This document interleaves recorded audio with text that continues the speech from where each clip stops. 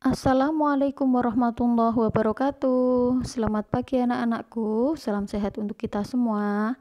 Baik, pada pagi hari ini kita akan belajar tema 2, persatuan dalam perbedaan. Subtema 1, muatan PPKN, yaitu hidup rukun dalam perbedaan. Nah, apa itu makna dari persatuan dalam perbedaan? Ya, hidup rukun dalam perbedaan itu maksudnya apa atau maknanya? Indonesia adalah bangsa dengan beragam suku bangsa, budaya, agama, serta keadaan ekonomi. Ya, kalau kita lihat mulai dari Sabang sampai Merauke, ya, negara Indonesia ini memiliki banyak sekali suku, bangsa, budaya, ya, agama. Nah, dan keadaan ekonomi pun berbeda-beda. Namun perbedaan tersebut adalah kekayaan bangsa kita. Ya, jadi berbagai suku, bangsa, agama itu merupakan kekayaan bangsa kita. Untuk menjaga semangat persatuan dalam perbedaan, kita perlu hidup dengan rukun. Meskipun kita berbeda agama, meskipun kita berbeda suku, berbeda kebangsaan, ya. Namun berbeda status ekonomi mungkin, ya. Kita tetap harus menjaga semangat persatuan dengan cara apa? Hidup dengan rukun. Nah, hidup rukun itu bagaimana? Hidup rukun dapat dibangun mulai dari lingkungan keluarga, sekolah, hingga di masyarakat. Nah, dengan lingkungan keluarga, dengan anggota keluarga, dengan adik, dengan kakak, ya, tidak bertengkar, hidup rukun. Nah, itu contoh hidup rukun di keluarga. Ya, membantu orang tua. Nah, kalau di sekolah, kita juga perlu menerapkan hidup rukun dengan teman, dengan guru, bahkan dengan lingkungan sekolah, dengan penjaga, semua, ya, saling menghormati satu sama lain. Nah, di lingkungan masyarakat juga sama, kita perlu menerapkan hidup rukun, ya, dengan tetangga, dengan teman bermain di rumah. Nah, itu. Teman-teman di kelas biasanya berasal dari berbagai suku bangsa. Kita dapat mendengar logat daerah yang berbeda. Oleh karena itu, kita harus bersikap toleransi. Nah, seperti kelas kita ini, kita punya teman baru. Ada Alianda, ada Aidan. Nah, mereka berasal dari daerah yang berbeda dengan daerah kita. Ya, tentu logat bicaranya berbeda dengan kita. Nah, itu adalah bagian dari kekayaan kita yang harus kita pelajari juga. Ya, mungkin kita bisa belajar logatnya Aidan. Tidak ada salahnya kan belajar ya untuk menambah wawasan kita.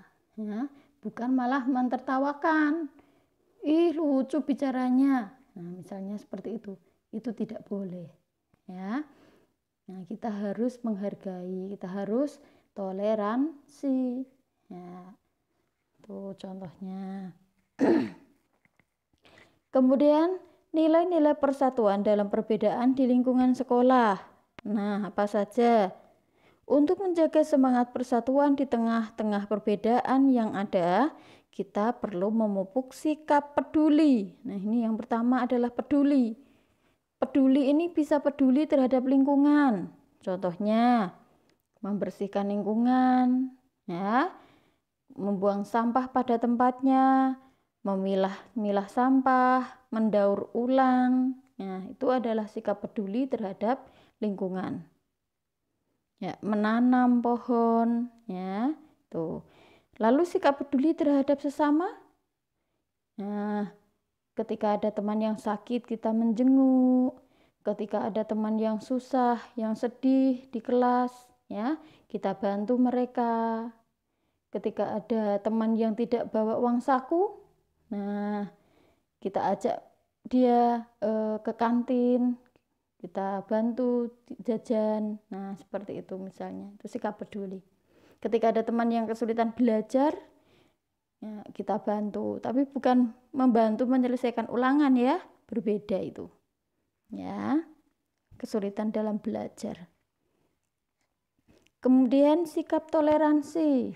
Nah, ya, selain peduli, kita juga harus toleransi. Ketika ada teman yang berbeda agama, mereka sedang melaksanakan ibadah, nah kita tunggu, ya, kita beri kesempatan mereka untuk beribadah.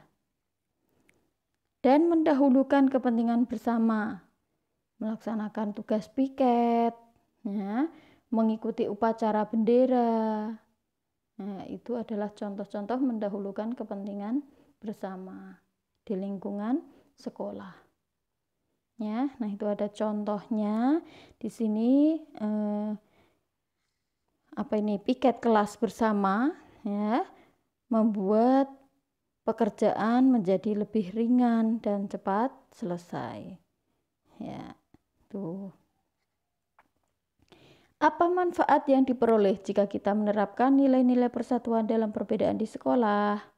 Yang pertama, dapat saling membantu jika ada pelajaran yang tidak dimengerti. Misalnya penjelasan dari guru belum jelas, ada temanmu ya yang jelas, yang pintar. Nah, membantu temannya yang kesulitan. Itu kan saling membantu, ya. Suasana belajar di kelas menjadi nyaman. Kita lebih akrab dengan teman, ya. Suasana juga lebih nyaman. Persahabatan semakin erat. Nah, tidak ada lagi pertengkaran, ya, dan lain-lain. Nah, pelaksanaan nilai-nilai persatuan dalam perbedaan juga perlu diterapkan di lingkungan masyarakat. Kalau tadi di sekolah itu kita menerapkan nilai-nilai persatuan dalam perbedaan, dalam lingkungan masyarakat pun sama. Ya, di lingkungan masyarakat kita perlu bersikap peduli, baik itu terhadap lingkungan maupun terhadap sesama. Ya, kita harus membantu tetangga atau kawan kita yang memerlukan bantuan, meskipun berbeda suku atau agama. Ya, selagi kita bisa bantu, ya, kita saling membantu, saling melengkapi. Ya, kita juga perlu bersikap toleran di lingkungan masyarakat. Ya, apalagi di lingkungan masyarakat itu pasti banyak sekali perbedaan-perbedaan. Ya, maka kita harus toleransi. Manfaat yang diperoleh jika kita menerapkan nilai-nilai persatuan dalam perbedaan di masyarakat adalah: 1. Kehidupan masyarakat menjadi aman, tentram, dan damai. 2. Masalah lebih cepat terselesaikan karena semua masyarakat bersatu. 3. Lebih banyak pendapat yang disampaikan ketika bermusyawarah. Ya, jadi ketika kita punya pendapat, kita sampaikan. Nah, itu dengan adanya toleransi, ya, tidak ketika ada yang berpendapat, kita tidak boleh mencela. Apa itu? Kita tertawakan misalnya. Nah, itu tidak boleh, ya. Tuh. Nah, demikian materi PPKN, ya. Untuk tugas silahkan nanti kalian cek deskripsi pada Google Classroom. Begitu ya, anak-anakku, semangat belajar ya. Tetap jaga kesehatan, belajar dari rumah. Terima kasih. Assalamualaikum warahmatullahi wabarakatuh.